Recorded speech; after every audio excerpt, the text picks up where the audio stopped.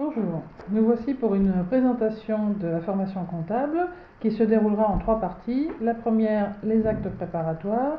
La seconde, les contrôles de cohérence et les contrôles comptables. Et la dernière partie qui consistera à mettre en place les modalités de reddition des comptes et de présentation à l'Assemblée générale.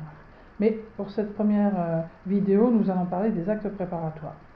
Alors, pour les actes préparatoires, il convient de fixer des règles entre vous et le syndic. Déjà entre les membres du conseil syndical eux-mêmes et le syndic. D'abord parce que on n'est pas censé avoir même si on est bénévole, on n'a pas toujours le temps de faire les choses. Et deuxièmement parce que les documents que vous allez demander doivent être préparés d'une certaine manière pour que vous puissiez faire de manière très facile votre contrôle. Et pour vous faciliter la tâche, il y a 2 éléments. Le premier, c'est de fixer les règles avec le syndic de communication de documents, et notamment de plans comptables. Le deuxième, c'est d'avoir tous les documents en temps et en heure. Et le troisième, c'est effectivement soit de faire soi-même, soit de sous-traiter. Alors, la fixation des règles de fonctionnement. Bien entendu, le décret de 2005 fixe un plan comptable que vous devez respecter. Mais vous n'êtes pas lié à 100% puisque vous pouvez détailler pour prendre en compte la spécificité de votre copropriété. Par exemple, si vous avez 3 montées avec 3 ascenseurs, vous pouvez avoir besoin de spécifier les contrats par montée pour vérifier s'il n'y a pas des variations entre les différents escaliers.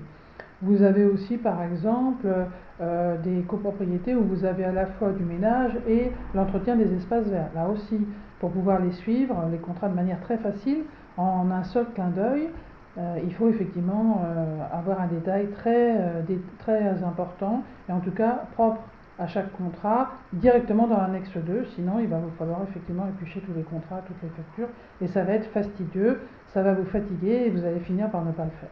Donc il faut simplifier les choses, vous devez faire ce contrôle en moins de 5 minutes. Pour pouvoir le faire en moins de 5 minutes, il faut effectivement faire une préparation en amont et ça vous n'y couperez pas. Alors, cette préparation, elle démarre déjà par un entretien avec votre syndic avant le début de l'exercice. Pourquoi? Parce que le plan comptable tel que vous allez le vouloir, c'est-à-dire détaillé, ne peut être mis en place par le syndic qu'avant le début de l'exercice, c'est-à-dire avant que la comptable ait saisi ses premières factures. Alors, qu'est-ce qu'on demande dans un plan comptable?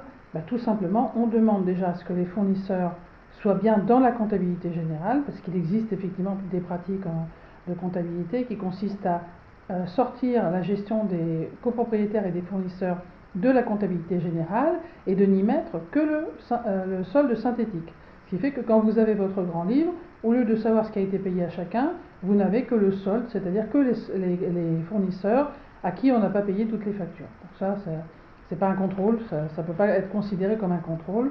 Donc il vous faut absolument tout le détail de tous les fournisseurs. Donc ça veut dire qu'il faut demander au syndic de mettre un numéro à chaque fournisseur, c'est-à-dire quand dans le compte 401 000, vous allez avoir 401 001 pour l'eau, Veolia ou de Paris, 401 002 pour l'EDF par exemple, etc. Donc vous allez détailler tous vos fournisseurs, voire même dans les comptes de classe 6 détaillés par détail de contrat. Ensuite, il vous faut un plan comptable qui soit complet. Donc si votre syndic vous dit « moi j'ai une comptabilité auxiliaire, je ne traite pas mes fournisseurs et ma copropriété dans le plan général », dans ces cas-là, vous lui précisez que vous allez demander à la fin de l'exercice, lors de la préparation, quand vous aurez fixé le calendrier, vous allez lui demander les 2 grands livres. Le grand livre de la comptabilité générale synthétique et les grands livres des fournisseurs et des copropriétaires. Ça, il faut le préciser avant, parce que sinon vous allez avoir du mal à l'obtenir après, parce qu'il va vous dire qu'il n'était pas prêt, qu'il n'était pas prévenu, etc. Donc une fois que vous avez fixé des règles de fonctionnement avec lui, que vous avez bien préparé votre plan comptable avant le début de l'exercice, vous allez fixer avec lui un calendrier. Alors, habituellement, les gens contrôlent en fin d'année. Ils attendent le dernier moment pour contrôler.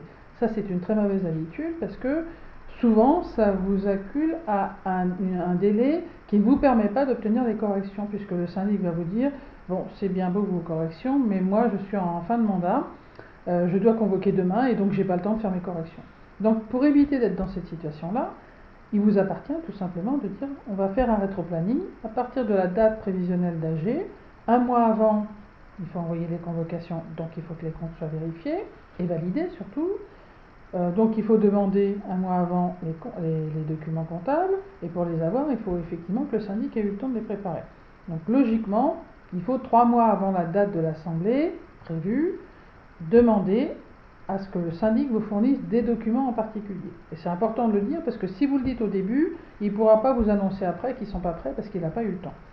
Donc ces documents sont très simples, c'est le grand livre complet avec les fournisseurs détaillés, les copropriétaires détaillés, à la même date que les 5 annexes et avec les relevés bancaires de l'exercice, en général le début et la fin. Si vous avez tout, tant mieux, mais il faut au moins avoir le début de l'exercice et la fin de l'exercice pour vérifier la banque. Donc il faut que vous fixiez par écrit, alors le plus simple c'est de le faire par écrit lors d'une réunion avec le syndic, et je vous recommande quand même de le mettre en résolution pour pouvoir rajouter ce PV en annexe du règlement de copropriété. Comme ça, vous n'aurez pas à chaque changement de syndic à rappeler les règles de fonctionnement. Et de même, lorsque le conseil syndical va changer, vous ne serez pas obligé de refixer de nouvelles règles, voire même de les voir disparaître. Donc le plus simple, c'est de fixer ces règles-là, de les mettre dans un règlement intérieur, je dirais, et d'adopter ce règlement intérieur en assemblée afin de pouvoir le déposer au bureau des hypothèques comme annexe au règlement de copropriété. Et une fois que ces éléments sont fixés, ils deviennent contractuels et le syndic, quel qu'il soit, est obligé de les respecter, tout comme le conseil syndical. Donc une fois que vous avez mis en place ces éléments qui sont des éléments préparatoires, il vous faut effectivement ensuite fixer le cadre de votre contrôle. Donc dans votre contrôle, vous allez commencer par dire que vous préparez donc un plan comptable facilement vérifiable, donc ça vous aurez vu avec lui, que vous allez lui demander la communication régulière à une fréquence qui vous convient. Alors je rappelle que vous êtes bénévole, donc il n'est pas question de vous engager à faire des contrôles tous les mois alors que vous savez très bien que vous ne pourrez pas les faire. De la même manière, rien ne vous oblige à faire ces contrôles vous-même, vous pouvez les sous-traiter, soit à un expert comptable, soit à une association. La NCC fait ce genre de contrôle, mais elle ne le fait que si vous lui apportez les documents qui ont été précisés. Ensuite, il faut fixer la date de la réunion qui permettra de fixer l'ordre du jour et de demander les corrections. Donc là, effectivement, ça fait partie du rétro-planning.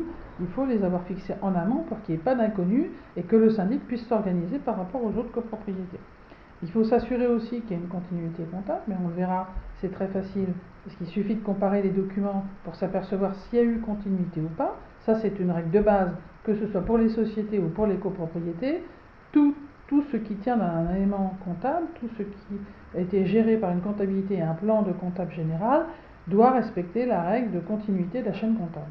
On verra que ce n'est pas toujours le cas et que c'est pour ça qu'il faut le vérifier. Et puis, il faut mettre en place aussi un protocole de recouvrement, parce que ça engage le syndic à faire régulièrement des relances, à lancer les mises en demeure rapidement et à rentrer dans le cadre des procédures gratuites et rapides du tribunal judiciaire, puisque c'est l'ancien tribunal d'instance. Alors, pour le contrôle du plan comptable, je vous rappelle que c'est à vous de savoir combien, normalement le conseil syndical est censé avoir les contrats chez lui, il doit savoir combien il a de contrats et il doit savoir le niveau de précision qu'il veut obtenir. Moi je vous dirais que plus vous demanderez un niveau simple et plus ce sera facile après de contrôler. Par exemple, si vous avez 3 contrats d'ascenseur, mettez 3 comptes pour les contrats d'ascenseur, même si c'est le même fournisseur. Idem pour le ménage. Pour l'eau, en général, on n'a qu'un seul fournisseur. Le chauffage, on en a plusieurs, donc là il faut effectivement un compte par fournisseur, sinon vous aurez tout dans le 604. Et puis, dans ce cas, une fois que le plan comptable est déterminé, il faut adopter un calendrier. Alors, pour le calendrier, ça ne relève pas que de vous, puisque ça dépend si vous sous-traitez ou pas. Donc, je vous conseille, en tout cas, dans un premier temps, si vous voulez faire un test, de contrôler à 6 mois. Ça permet d'éviter de tout contrôler en fin d'année et de rectifier les mauvaises pratiques éventuellement qui auraient pu être adoptées. Donc à 6 mois, ça veut dire qu'effectivement, vous prévenez en début d'année que vous allez réclamer au mois de juin, ou à 6 mois après le début de l'exercice, vous allez réclamer les documents précités, le grand livre, les relevés bancaires et les 5 annexes provisoires. Bien entendu, le syndic va vous répondre qu'il ne peut pas éditer les annexes puisque l'exercice n'est pas terminé. Et bien entendu, vous allez lui répondre que vous ne demandez pas les annexes définitives, mais des annexes provisoires. Parce que quel que soit le moment de l'année, vous pouvez obtenir ces annexes. Effectivement, elles seront différentes des annexes finales, mais elles existent. Donc, en fait, c'est bête, est méchant, c'est en fait une édition. Il suffit d'appuyer sur un bouton pour obtenir soit un grand livre, soit une balance. La balance est synthétique, elle n'a pas trop d'utilité, soit tout simplement les 5 annexes. Donc c'est possible. Il ne faut pas vous faire embarquer dans c'est pas possible, c'est compliqué, etc. Non, c'est une touche sur un ordinateur, on clique et on obtient les 5 annexes. Donc les documents, il faut que vous les ayez suffisamment tôt pour vérifier, mais quand vous êtes à 6 mois, peu importe la date à laquelle le syndic va vous les donner, s'il arrête les comptes au 30 juin et qu'il vous les donne fin juillet ou même au mois d'août, ça suffit largement pour lui faire les corrections au mois de septembre. Ensuite, il va falloir inviter le syndic à une réunion dans laquelle le conseil syndical présentera les anomalies qu'il a trouvées. Alors dans les anomalies, il y aura des choses, simplement des erreurs de saisie, il y aura des éléments peut-être à corriger, par exemple des factures qui ont été saisies, pas dans le bon exercice, ou qui ne vous concernent pas. Ça m'est déjà arrivé lors d'un contrôle de constater qu'une facture avait été comptabilisée et n'appartenait pas à la copropriété.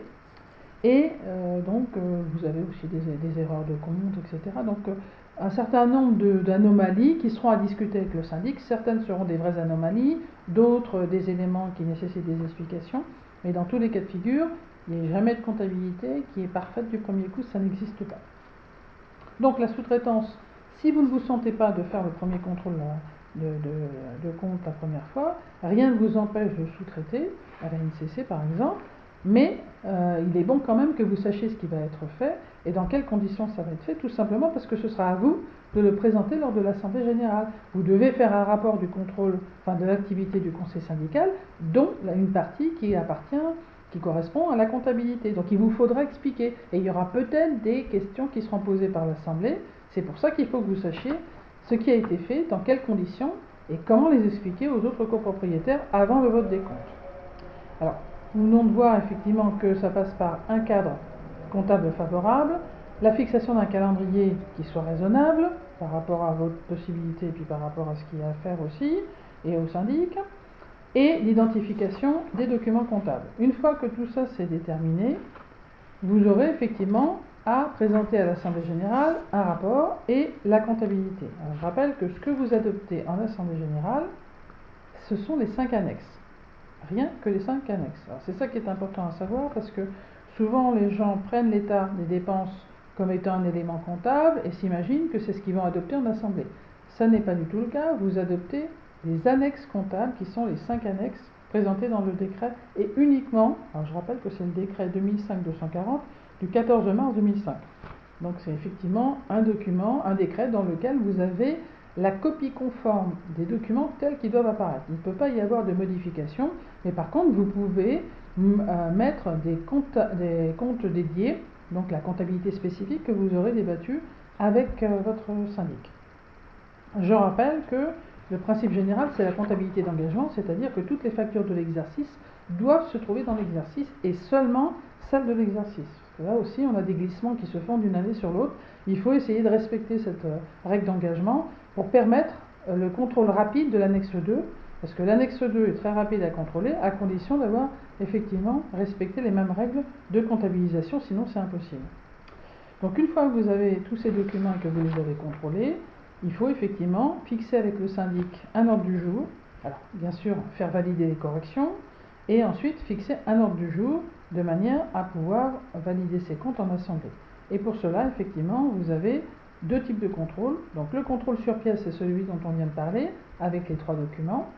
Donc une fois que ce contrôle est fait, que vous avez détecté les anomalies, que votre syndic a corrigé, il vous faut faire le contrôle sur place, parce que ce contrôle-là est un contrôle de base. Par exemple, sur l'annexe 1, vous aurez vérifié que la banque est juste. Mais ça ne veut pas dire pour autant que vous aurez toutes les factures intégrées.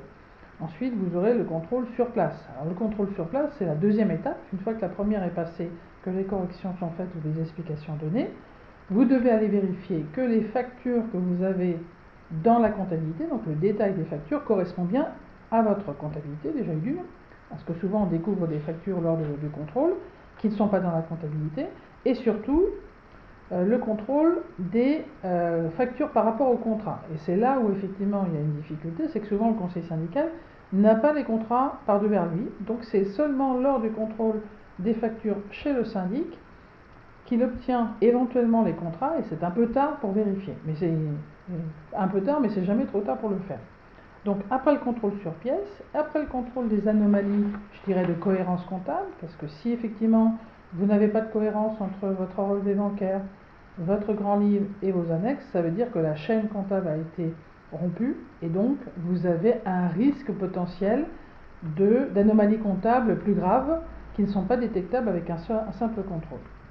Donc je rappelle quand même que le premier contrôle de base sur l'annexe 1, qui est simple, qui n'a pas besoin d'autres documents, c'est l'équilibre donc débit-crédit, donc dette et charges qui doivent se trouver équilibrés en bas du tableau. Donc ça, ce contrôle, tout le monde est capable de le faire. Et le deuxième contrôle que tout le monde est capable de faire, c'est de contrôler que le relevé bancaire correspond bien au montant qui figure en haut à gauche de votre annexe 1, parce qu'effectivement, si la banque n'est pas juste, c'est même pas la peine de poursuivre le contrôle. Donc tous ces éléments-là sont des éléments qui vont vous permettre ensuite de faire un vrai contrôle comptable dans le détail. Donc le délai de correction, c'est en fonction du syndic, et la fin du contrôle, c'est lorsque vous avez validé que les corrections ont bien été adoptées. Donc dans une deuxième partie, nous verrons comment contrôler la cohérence comptable, on l'a un peu abordé mais on rentrera un peu plus dans le détail, la cohérence comptable de l'annexe 1 qui est l'annexe financière, je dirais que c'est l'annexe la plus importante, parce qu'elle vous donne l'état financier de votre copropriété, mais en un seul coup d'œil, vous pouvez savoir si vous êtes en faillite ou pas. Donc c'est important parce que c'est un élément de base. Vous ne pouvez pas faire sans le préalable d'analyser l'annexe 1 et de la vérifier. Après, nous aurons un vrai contrôle comptable, mais cette fois-ci sur l'annexe 2, qui fera l'objet d'une deuxième partie et pour lequel nous verrons une autre vidéo. Donc pour cette fois-ci, pour cette première partie, nous avons terminé. Si vous avez des questions, vous pouvez les poser par mail ou vous pouvez nous les envoyer par courrier si vous n'avez pas d'ordinateur, et en tout cas par téléphone aussi, par SMS. Et je vous retrouve donc dans la deuxième partie qui sera le contrôle de cohérence comptable et le contrôle de l'annexe 2, donc des comptes comptables. À bientôt!